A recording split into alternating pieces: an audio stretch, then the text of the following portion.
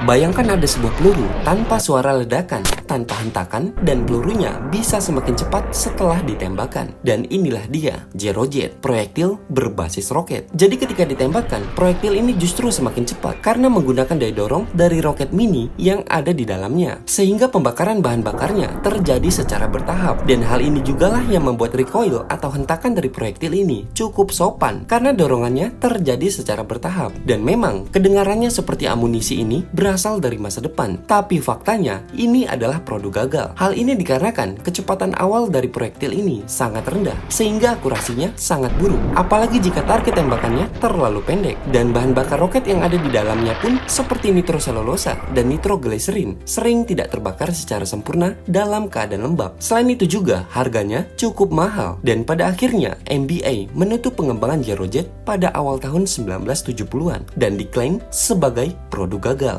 Dan sedikit informasi tambahan bahwa amunisi ini pernah diuji langsung oleh pasukan khusus Amerika Serikat yang beroperasi selama Perang Vietnam dengan tujuan untuk menilai efektivitasnya dalam pertempuran gerilya. Karena peluru ini sendiri nyaris tidak memiliki suara serta hentakan saat ditembakkan. Tapi faktanya peluru ini tidak efektif dalam jarak dekat dan terlalu sensitif terhadap lingkungan karena kelembaban di Vietnam sendiri termasuk yang tinggi sehingga mempengaruhi pembakaran propelennya. Dan pada akhirnya Zero Jet hanya menjadi benda eksperimental dan menjadi koleksi langka bagi penggemar barang antik.